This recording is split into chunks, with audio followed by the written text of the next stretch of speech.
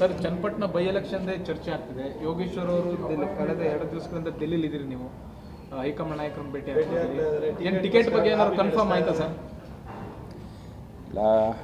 ಉಪಚುನಾವಣೆ ಬಂದಿರೋದ್ರಿಂದ ಸ್ವಾಭಾವಿಕವಾಗಿ ನಮ್ಮ ರಾಷ್ಟ್ರೀಯ ನಾಯಕರನ್ನು ಮತ್ತು ರಾಜ್ಯದ ನಾಯಕರನ್ನು ಭೇಟಿ ಮಾಡಲಿಕ್ಕೆ ದೆಹಲಿಗೆ ಬಂದಿದ್ದೆ. ಭೇಟಿ ಮಾಡಿದ್ದೀನಿ, ಹಲವಾರು ವಿಚಾರಗಳನ್ನು ಚರ್ಚೆ ಮಾಡಿದ್ದೀನಿ. ಇವತ್ತು ಬೆಳಿಗ್ಗೆ ಕೇಂದ್ರದ ಉಕ್ಕು ಮತ್ತು ಬೃಹತ್ ಖಾತೆ ಸಚಿವರ ಕುಮಾರಸ್ವಾಮಿ ಅವ್ರನ್ನು ಕೂಡ ಭೇಟಿ ಮಾಡಿ ಚರ್ಚೆ ಮಾಡಿದ್ದೀನಿ. ಇನ್ನೂ ಕಾಲಾವಕಾಶ ಇದೆ, ಇನ್ನೂ ಸ್ವಲ್ಪ ಸಮಯ ತಗೊಳ್ಳುತ್ತೆ ಅಂತ ಕಾಣುತ್ತೆ. ನೋಡಬೇಕು, ಇನ್ನೂ ದೆಹಲಿ ಮಟ್ಟದಲ್ಲಿ ಚರ್ಚೆ ಆದರೆ ಒಂದು ತೀರ್ಮಾನ ಆಗ್ತದೆ. ಅಂದರೆ ಸರ್, ಏನು ಕಾಲಾವಕಾಶ ಅಂತಂದರೆ ಈಗ ಯೋಗೇಶ್ವರ್ ಅವ್ರು ಬಿಟ್ಟರೆ ಬೇರೆ ಆಪ್ಷನ್ ಇಲ್ಲ ಅನ್ನೋ ಒಂದು ಕಡೆ ಚರ್ಚೆ ಆಗ್ತಿದೆ. ನೀವು ನೋಡಿದರೆ ಕಾಲಾವಕಾಶ ಬೇಕು ಅಂತ ಇದ್ದೀರಿ. ಹೆಂಗೆ ಅದು ಏನು ಕಾಲಾವಕಾಶ? ಈಗ ಚನ್ನಪಟ್ಟಣ ಉಪಚುನಾವಣೆ ವಿಶೇಷವಾದಂಥ ಉಪಚುನಾವಣೆ. ಕಾಂಗ್ರೆಸ್ ಪಕ್ಷದ ಏನು ವರಿಷ್ಠರು, ಉಪಮುಖ್ಯಮಂತ್ರಿ DK ಶಿವಕುಮಾರ್ ಅವರೇ ಅದನ್ನು ಪ್ರತಿಷ್ಠೆಯಾಗಿ ತಗೊಂಡಿದ್ದಾರೆ ಅಂತ ಅನ್ನಿಸ್ತಾ ಇದೆ. ಅವರು ವಾರಕ್ಕೆ 2 ದಿವಸ ಚನ್ನಪಟ್ಟಣಕ್ಕೆ ಠಿಕಾಣಿ ಹೂಡಿ ಭಾಳಷ್ಟು ಆಶ್ವಾಸನೆಗಳನ್ನ ಕೊಡ್ತಾ ಇದ್ದಾರೆ, ಜನಸಾಮಾನ್ಯರಿಗೆ ಭರವಸೆಗಳನ್ನು ಕೊಡ್ತಾ ಇದ್ದಾರೆ. ಕಳೆದ 30-35 ವರ್ಷದಿಂದ ಅವರು ಚನ್ನಪಟ್ಟಣದ ಕಡೆ ತಿರುಗೇ ನೋಡಿದಿರೋರು.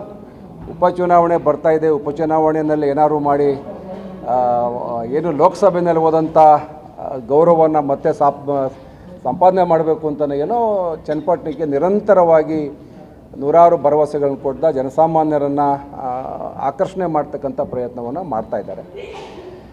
ನಮ್ಮ ಪಕ್ಷದಲ್ಲಿ ಮತ್ತು ಇವತ್ತು ಇನ್ನೂ ಅದು ಚರ್ಚೆಗೆ ವಿಚಾರಣೆ ಬಂದಿಲ್ಲ. ನಾನು ಹೇಳಿದೇನೆಂದರೆ ನಮ್ಮ ಹಳೆ ಮೈಸೂರು ಭಾಗದಲ್ಲಿ ಚನ್ನಪಟ್ಟಣದಲ್ಲಿ ಅಷ್ಟೋ ಇಷ್ಟೋ ಭಾರತೀಯ ಜನತಾ ಪಾರ್ಟಿ ಅಸ್ತಿತ್ವ ಇದೆ. ನಾವು ಮತ್ತು JDS ಸಮಬಲ ಇದೆ.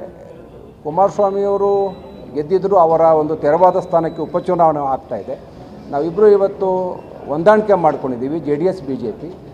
ಸೂಕ್ತ ಅಭ್ಯರ್ಥಿ ಯಾರು ಅಂತೇಳಿ ಚರ್ಚೆ ಆಗಬೇಕು. ನನಗಂತದ್ದು ಇದರ ಬಹುಪಾಲು ನಿರ್ಣಯವನ್ನು ಕುಮಾರಸ್ವಾಮಿಯವರು ಮಾಡಬೇಕಾಗತ್ತೆ. ಇಲ್ಲಿ BJP ಮತ್ತು JDSನ ಪ್ರಬಲ ಅಭ್ಯರ್ಥಿ ನಿಲ್ಲಿಸಬೇಕು.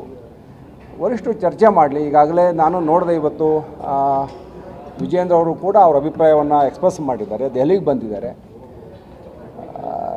ಕಳೆದ ಲೋಕಸಭಾ ಚುನಾವಣೆಯಲ್ಲಿ ನಾವು BJP ಅಭ್ಯರ್ಥಿ ಸುಮಾರು 22-23 ಸಾವಿರ ಹೆಚ್ಚಿಗೆ ಮತಗಳನ್ನ ತಗೊಂಡಿದ್ದಾರೆ. BJP ಚಿಹ್ನೆಯನ್ನು ಅಲ್ಲಿ ಜನ ಬೆಂಬಲಿಸಿದ್ದಾರೆ. ಆದರೆ ಕುಮಾರಸ್ವಾಮಿಯವರ ಆಶೀರ್ವಾದ ಅಭಿಪ್ರಾಯ ಇಲ್ಲದೆ ಅಲ್ಲೇನೂ ನಾವು ಇವತ್ತು ತೀರ್ಮಾನ ಮಾಡೋಕ್ಕಾಗೋದಿಲ್ಲ ಏಕಪಕ್ಷೀಯವಾಗಿ. ಹಾಗಾಗಿ ಇಬ್ಬರು ನಾಯಕರು ಕುಂತು ಚರ್ಚೆ ಮಾಡಿ ಏನು ತೀರ್ಮಾನ ಮಾಡ್ತಾರೆ ನೋಡೋಣ.